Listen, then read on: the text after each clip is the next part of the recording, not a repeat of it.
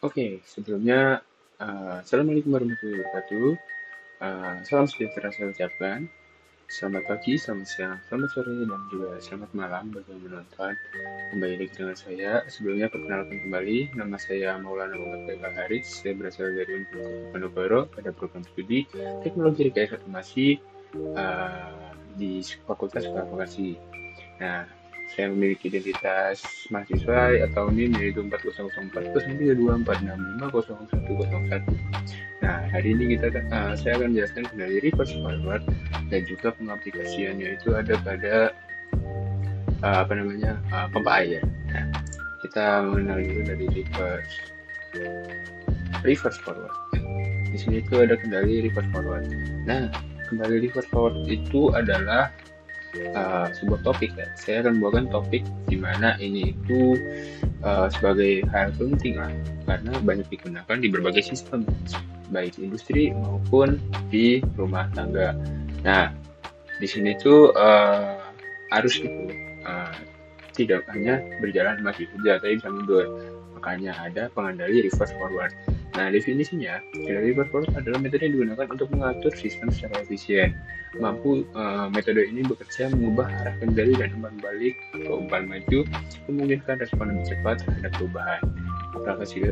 Aplikasi utama dari sistem ini dan yang akan saya bahas juga adalah sistem pompa air, di mana kendali yang dapat digunakan untuk meningkatkan efisiensi.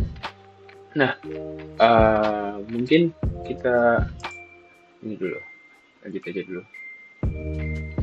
Oke, sebelum masuk ke prinsip kerja, mungkin kita harus cari tahu dulu kenapa kita harus menggunakan reverse forward. Karena gini, listrik itu terdiri dari 3 fasa. Nah, 3 fasa itu dia bisa berputar searah jarum jam. Nah, tapi kalau misalnya kita tukar 2 fasa, dia akan berlawanan, jadi reverse. Nah, itu tuh prinsip dasarnya. Prinsip dasarnya itu gitu. Nah, kenapa penting? Soalnya gini, beberapa mesin itu bisa jadi lebih fleksibel, misalnya conveyor. Conveyor itu kan dia jalan itu bolak-balik ya. Nah, atau pompa nih, dia tuh mompa dengan arah tuh sesuai dengan apa yang kita install gitu, apa yang kita atur gitu. Dia memompa atau biar airnya naik atau turun gitu. Terus tujuannya ya tentu untuk meningkatkan efisiensi, fleksibilitas, dan mengurangi konsumsi energi. Nah, di prinsip kerjanya ini kita punya beberapa poin. Jadi kita ini aja feedback. Pertama feedback. Feedback itu adalah sebuah sistem untuk membaca kondisi nyatanya. Jadi misal kalau di sini kan pompa air, dia tuh tekanan airnya berapa. Nah, tekanan air itu lalu ditarik menyesuaikan dengan kerja motornya. Itu feedback. Nah, kalau feed forward itu yang forwardnya. Jadi sistem itu udah antisipasi kalau kondisinya itu akan datang. Jadi dari yang tadi feedback itu diambil datanya, terus diantisipasi datanya itu datang, dia bakal proses gimana. Nah, prinsip kerjanya cuma gitu aja. Nah, kenapa dipakai? Karena kalau hanya pakai misal feedback, responnya tuh bisa telat. Dia cuma ngirim data doang, masukin data bandingin sama data yang awalnya, ya responnya telat. Nah, oleh karena itu dikasih feed forward, biar dia tuh begitu datanya masuk, dia langsung sistemnya tuh antisipasi untuk mengatasi data yang datang tersebut. Prinsip kerjanya gitu aja. Nah, terus kita diagram kendali reverse forward. Nah, di sini dalam konsep dasar kendali ini tuh adalah metode yang mengatur sistem untuk mencapai stabilitas dan efisiensi seperti yang saya jelaskan tadi. Dan prinsip kerjanya itu memanfaatkan umpan balik atau feedback itu untuk mengatur output berdasarkan kondisi input yang terukur. Nah, aplikasinya itu biasanya yang saya ambil sini pompa air, memungkinkan pengaturan aliran dan tekanan secara otomatis dan efisien yang lebih baik. Nah, di sini tuh kita bisa pakai di sini saya masukin. Oke, berarti saya jelasin aja. Di sini itu kita bisa pakai dua kontaktor. Nah, dua kontaktor itu yang satu untuk forward, yang satu untuk reverse. Nanti saya simulasikan, jadi jangan khawatir. Terus juga ada interlock, jadi dimana kalau sampai forwardnya sama reverse nyala, dia tuh bisa convert, jadi sebaiknya tuh nyala satu aja. Nah, fungsinya ya apa? Biar dibuat rangkaiannya itu aman. Jadi yang aktif tuh ya udah reverse sama forward aja, cuman nanti saya akan jelaskan secara dasarnya aja, kayak simulasikannya dasar aja. Terus aplikasi kendali. Nah, aplikasi kendali ini kita bisa apa ya? Konteksnya itu kita bisa gunakan di industri manufaktur, di mana digunakan untuk meningkatkan efisiensi proses produk, mengoptimalkan sumber daya dan memastikan produk berkualitas tinggi. Jadi contoh nih di industri biasanya kan ada conveyor. Nah, conveyor itu kadang kan perlu bolak-balik. Nah, supaya barang itu bisa diarahkan sesuai jalur transportasinya, makanya kita pakai reverse forward. Terus di sistem transportasi kita memiliki kendali untuk memastikan keamanan, kenyamanan pada penumpang dengan mengatur kecepatan dan arah kendaraan secara otomatis, misalnya gitu.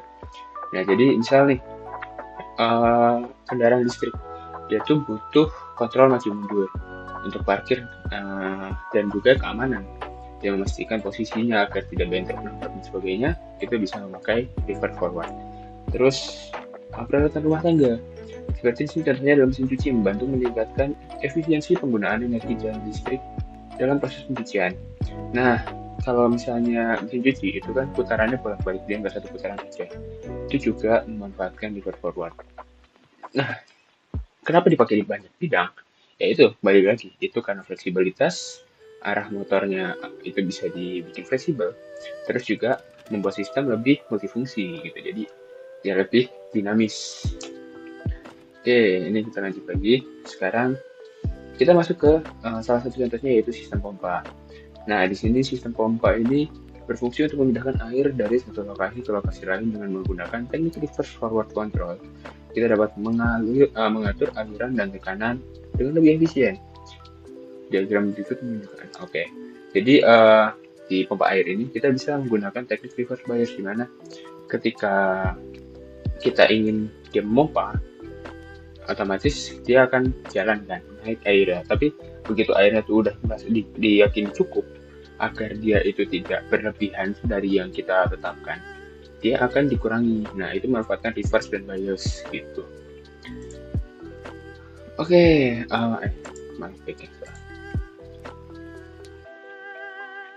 Oke, nah di sini kita langsung ke penerapan kendali reverse bias.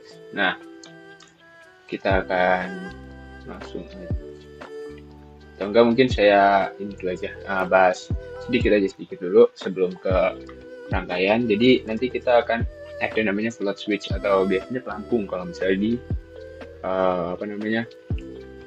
tandon atau tangki air itu biasanya ada pelampung, itu ada sensornya. Jadi itu untuk mencegah air di tangki itu bluber gitu kan, melebihi kapasitas yang dibutuhkan gitu. Terus juga ada pressure switch di mana kita tuh bisa mencegah pompa mati saat tekanannya rendah. Jadi supaya supply airnya itu tetap ada.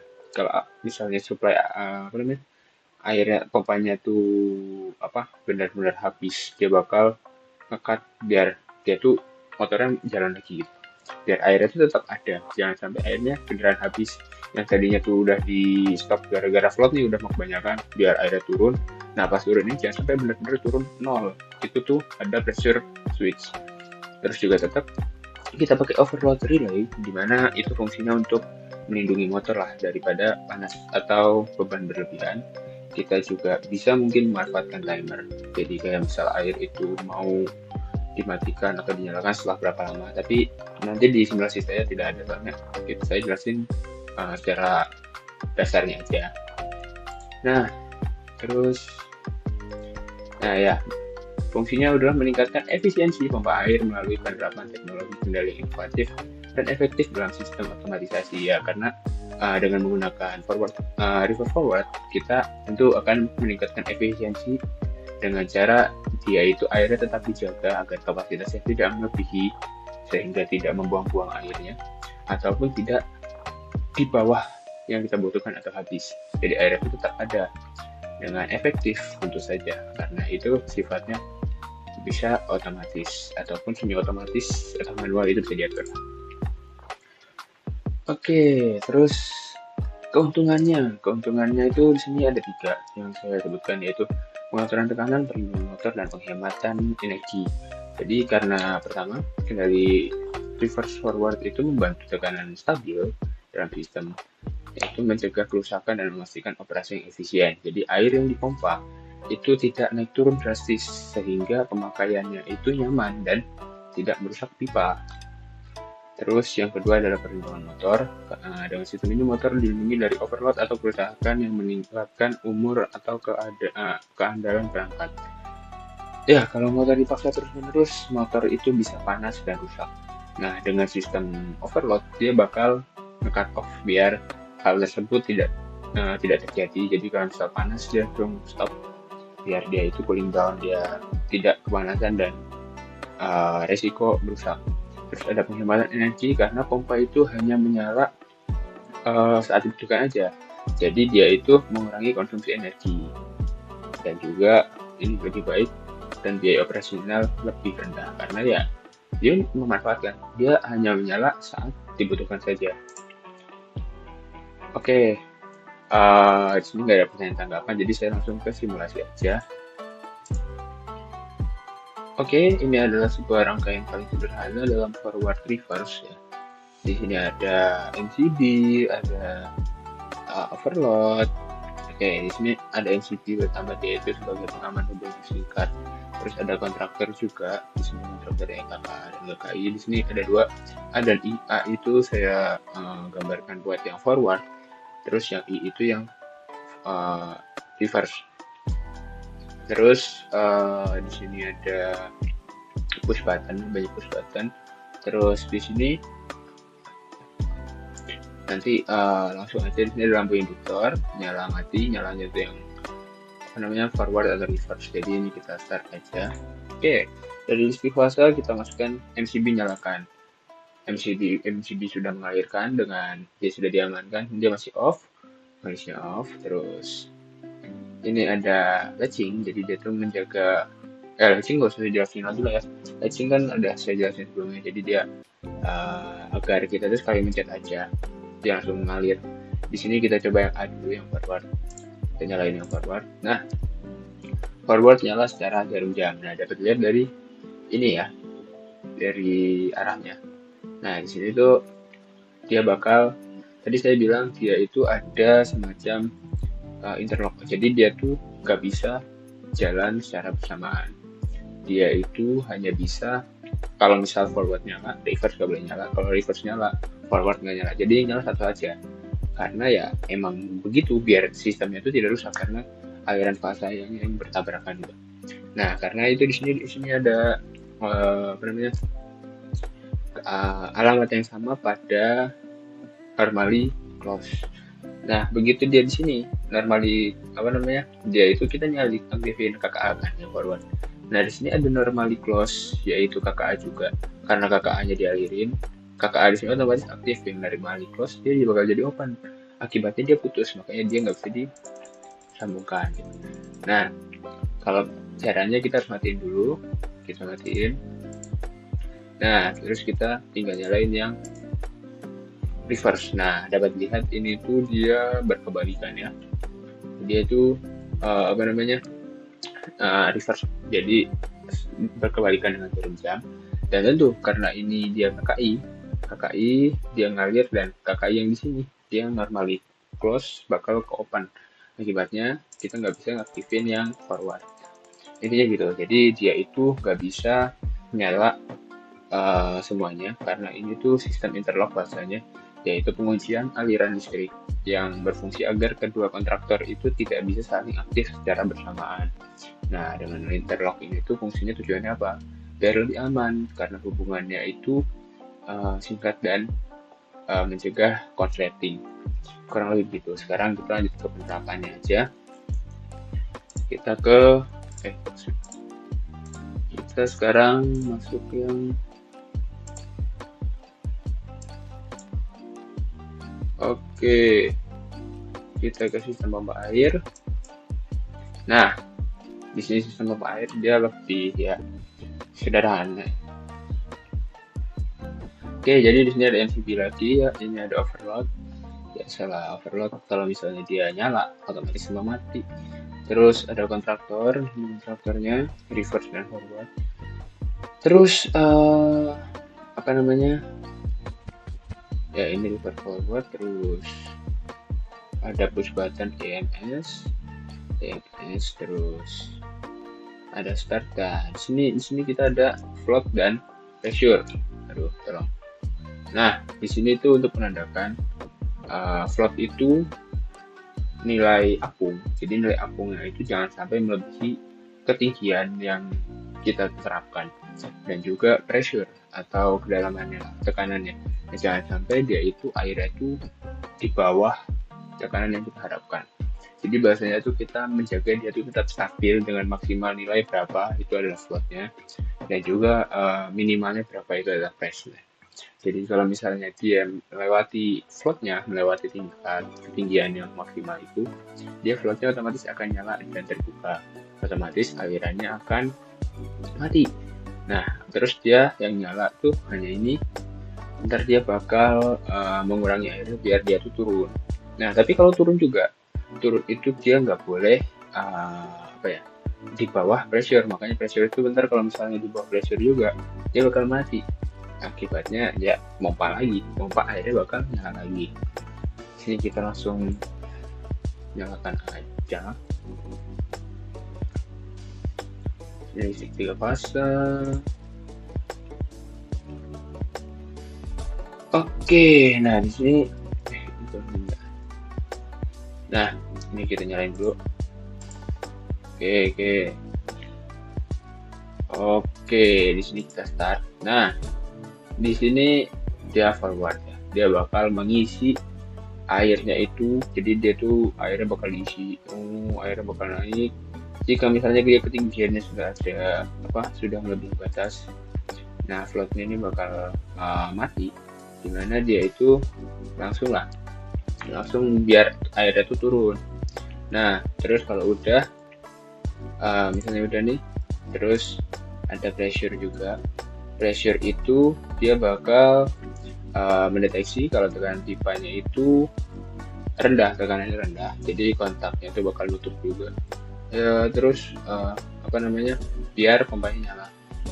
Jadi ini kita stop. Nah, intinya gitu aja sebenarnya.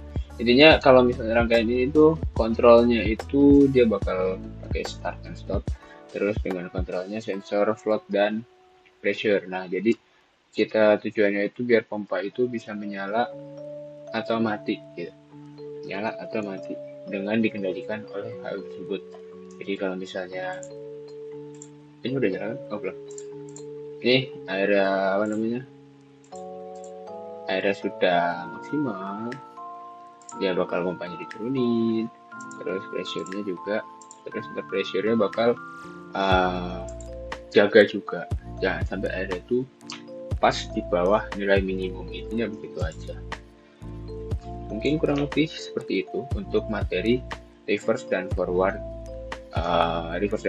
dengan contohnya itu adalah sistem air. Saya harap materi yang saya jelaskan dapat dipahami dengan baik. Saya tahu yang saya jelaskan mungkin masih kurang ataupun tidak menjawab beberapa pertanyaan, jadi saya siap menerima kritik, saran, dan masukan serta komentar ya. Silakan. Saya terima kasih karena sudah mendengarkan dan juga bersedia meluangkan waktu untuk mendengarkan saya. Saya juga mohon maaf bila ada salah kata ataupun hal-hal yang tidak memuaskan. Kurang lebih mohon maaf. Sekian dan terima kasih.